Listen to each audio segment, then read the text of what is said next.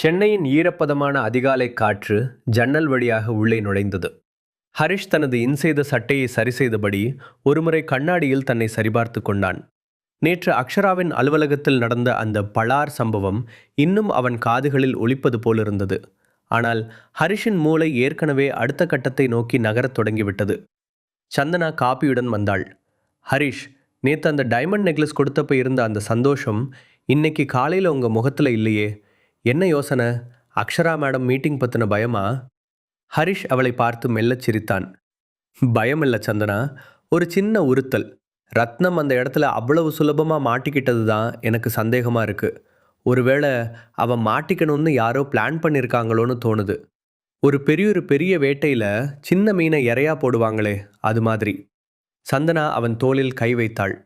நீங்கள் சாதாரண ஆளாக இருக்கலாம் ஹரிஷ், ஆனால் உங்களோட இந்த டிடெக்டிவ் மூளை இருக்கே, அது ரொம்ப ஆபத்தானது. பத்திரமா போயிட்டு வாங்க. ஹரிஷ் தனது பைக்கை ஸ்டார்ட் செய்து வேளச்சேரியின் நெரிசலான சாலைகளுக்குள் புகுந்தான். அவன் வீட்டை தாண்டிய 5வது நிமிடம் ஒரு கருப்பு நிற எஸ்யூவி அவனை பின்தொடரத் தொடங்கியது. ஹரிஷ் அதை தனது ரியர்வியூ மிரரில் கவனித்தான். அவன் வேகம் எடுக்கவில்லை, மாறாக சென்னையின் டிராஃபிக்கை தனக்கு சாதகமாக பயன்படுத்தி அந்த காரின் ஓட்டுநரின் முகத்தை பதிவு செய்ய முயன்றான். சென்னை அண்ணா சாலையின் பிரம்மாண்டமான கட்டிடங்களுக்கு நடுவே அக்ஷராவின் அலுவலகம் ஒரு கோட்டை போல நின்றது. ஹரிஷ் உள்ளே நுழைந்த போது அக்ஷரா தனது கேபினில் மிக தீவிரமான ஒரு மின்னஞ்சலை பார்த்து கொண்டிருந்தாள். ஹரிஷ், வாங்க, நீங்கள் சொன்ன மாதிரியே ஏதோ ஒரு தப்பு நடக்குது. நேற்று நாம் பிடிச்ச ரத்னத்தோட ஃபோன்லேருந்து ஒரு என்கிரிப்டட் மெசேஜ் வந்திருக்கு.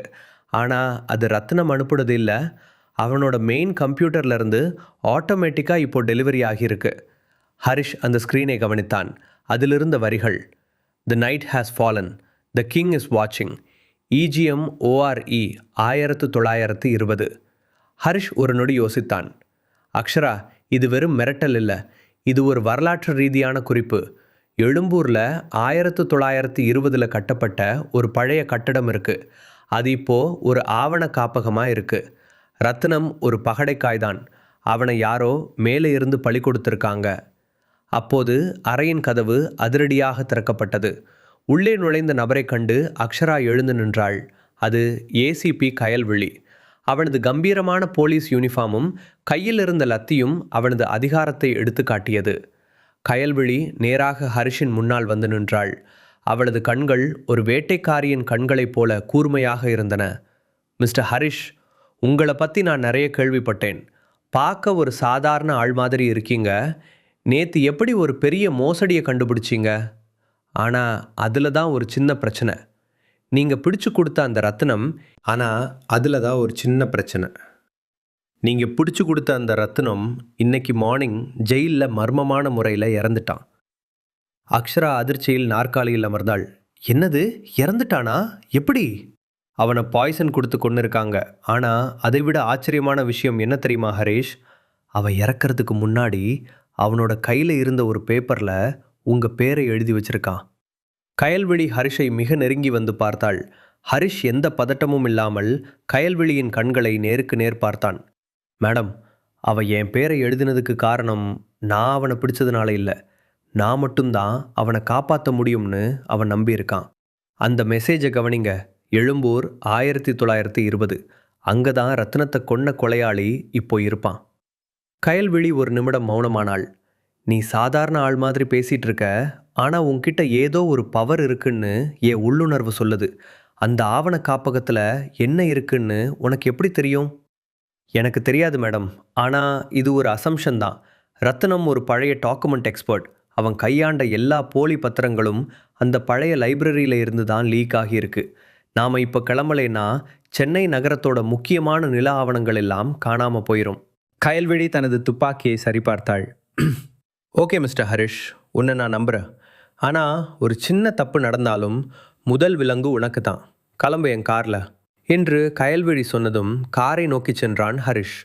இருவரும் அங்கிருந்து கிளம்பினர். சென்னையின் மதிய வெயிலில் சைரன் சத்தத்துடன் கயல்விழியின் கார் எழும்பூரை நோக்கி சீறியது. ஹரிஷ் ஜன்னல் வழியாக சாலையை பார்த்து கொண்டிருந்தான். அவனுக்கு தெரியும், இது ஒரு சாதாரண குற்றம் அல்ல. சென்னையின் வரலாற்றையே மாற்றக்கூடிய ஒரு மிகப்பெரிய சதி. சென்னையின் இதய பகுதியில் கம்பீரமாக நிற்கும் அந்த பழங்கால கட்டிடம் அதன் சிவப்பு நிற செங்கற்களால் வரலாற்றை சொல்லிக் கொண்டிருந்தது. ஏசிபி கயல்வெளியின் கார் டயர்கள் கராராக சத்தமிட்டு நிற்க ஹரிஷும் கயல்வெளியும் கீழே இறங்கினர். மேடம், அந்த காரை பாருங்க. ஹரிஷ் நுழைவாயிலில் நின்றிருந்த ஒரு கருப்பு நிற எஸ்யூவியை சுட்டிக்காட்டினான். இதுதான் என் வீட்டை தாண்டி மெதுவா போன அதே கார். இது இங்க நிக்குதுன்னா நாம தேடுற நபர் இப்போ இந்த பில்டிங்குள்ள தான் இருக்கார். கயல்வெளி தனது துப்பாக்கியை உருவினாள். ஹரிஷ், நீ பின்னாடியே இரு. இது சாதாரண நில மோசடி கேஸ் இல்ல, இது ஒரு கிரிமினல் ஹண்ட். உள்ளே நுழைந்த போது பழைய காகிதங்களின் வாசனையும் ஒருவித நிசப்தமும் நிலவியது. உயரமான அலமாரிகளில் ஆயிரக்கணக்கான ஆவணங்கள் அடுக்கி வைக்கப்பட்டிருந்தன. ஹரிஷ் தரையை பார்த்தான். அங்கிருந்த தூசியில் 2 வெவ்வேறு ஜோடி காலணிகளின் தடங்கள் தெரிந்தன. மேடம், உங்க லெஃப்ட்ல பாருங்க என்று ஹரிஷ் கத்தினான். அடுத்த வினாடி ஒரு துப்பாக்கிச் சூடு சத்தம் அந்த அமைதியை கிழித்தது. புல்லட் கயல்விழியின் தோளுக்கு மிக அருகில் பாய்ந்து ஒரு மர அலமாரியில் துளைத்தது. கயல்விழி மின்னல் வேகத்தில் தரையில் பாய்ந்து ஒரு மேஜைக்கு பின்னால் மறைந்தாள். ஹரிஷ், குனிங்க, அவள் கத்தினாள். ஆனால் ஹரிஷ் ஓடவில்லை. அவன் ஒரு அலமாரிக்கு பின்னால் மறைந்து நின்று அந்த தாக்குதல் வந்த திசையை கூர்ந்து கவனித்தான். அவன் 1920 செக்ஷனில் இருக்கிற ஏணிக்கு மேலே இருக்கான் மேடம். அவன் கையில் இருக்கிறது ஒரு சைலன்சர் பொருத்தப்பட்ட கைத்துப்பாக்கி. அவனால் உங்களை இங்கிருந்து சுட முடியாது. ஆனால் நீங்கள் வெளியே வந்தா அவன் ஈஸியாக டார்கெட் பண்ணுவான். அவனை எப்படி வெளியே கொண்டு வரது? கயல்வெளி மூச்சிறைக்க கேட்டாள். ஹரிஷ் தனது பாக்கெட்டில் இருந்த ஒரு மெட்டல் கீ செயினை எடுத்து வலது பக்கமாக இருந்த ஒரு பழைய இரும்பு அலமாரியின் மீது வீசினான்.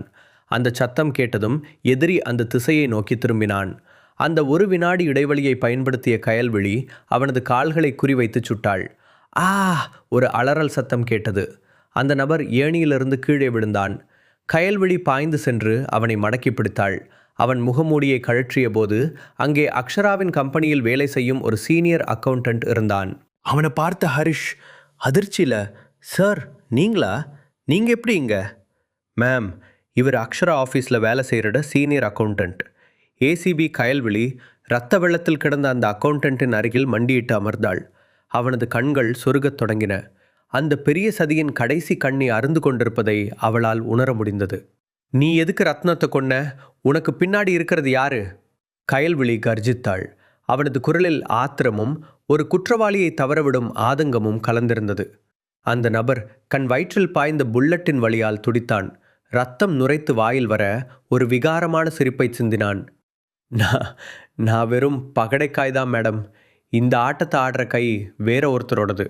ரத்னம் அந்த கிங்கை பற்றி உண்மையை சொல்லிடுவான்னு பயந்து தான் அவனை முடித்தோம். ஆனால் மேடம், அவன் மெல்ல தன் பார்வையை தூக்கி தூரத்தில் அமைதியாக நின்ற ஹரிஷை பார்த்தான். அவன் கண்களில் மரண பயத்தையும் தாண்டிய ஒரு ஆச்சரியம் தெரிந்தது. ஆனால் இந்த ஹரிஷ் இவன் யாருன்னு உங்களுக்கு தெரியாது மேடம். இவன் ஒரு சாதாரண மனுஷன் இல்லை. அவன் அந்த ரகசியத்தை சொல்ல துடித்தபோது ஜன்னல் வழியாக ஒரு மின்னல் போன்ற ஒளி பாய்ந்தது. சைலன்சர் பொருத்தப்பட்ட ஸ்னைப்பர் துப்பாக்கியின் சத்தம் மிக மென்மையாக கேட்டது. ஆனால் அதன் விளைவு பயங்கரமாக இருந்தது. அந்த நபரின் நெற்றியில் ஒரு துளை விழுந்தது. அவன் பேச வந்த வார்த்தைகள் அவனது தொண்டையிலேயே உறைந்து போக அடுத்த நொடி பிணமாக தரையில் சரிந்தான். ஷிட்! கயல்விழி ஆத்திரத்தில் அருகிலிருந்த மரமேஜையை ஓங்கி அடித்தாள். ஆதாரம் கைக்கு வரத்துக்குள்ள எல்லாரையும் கொல்றானுங்க. இவன் சொல்ல வந்த அந்த உண்மை என்ன? கயல்விழி பதட்டத்துடன் ஜன்னல் வழியாக வெளியே பார்த்தாள். ஸ்னைப்பர் இருந்த திசையில் எவரும் இல்லை. ஆனால் ஹரிஷ் அசைவற்று நின்றான். அவனது கண்கள் தரையில் விழுந்து கிடந்த அந்த பிணத்தின் கையை நோக்கி பதிந்திருந்தன. மெல்ல குனிந்து அந்த நபர் இறக்கும்போது கசக்கி பிடித்திருந்த ஒரு சிறிய காகித துண்டை எடுத்தான் ஹரிஷ். அதை விரித்து பார்த்தபோது அதில் ஒரு சின்னம் இருந்தது. சென்னையின் மிகப்பெரிய ரியல் எஸ்டேட் சாம்ராஜ்யமான ராயல் லேண்ட்ஸ் நிறுவனத்தின் அதிகாரப்பூர்வ லோகோ அது. மேடம், விளையாட்டு இப்போதான் விஸ்வரூபம் எடுக்குது என்றான் ஹரிஷ். அவனது குரல் இப்போது மாறியிருந்தது.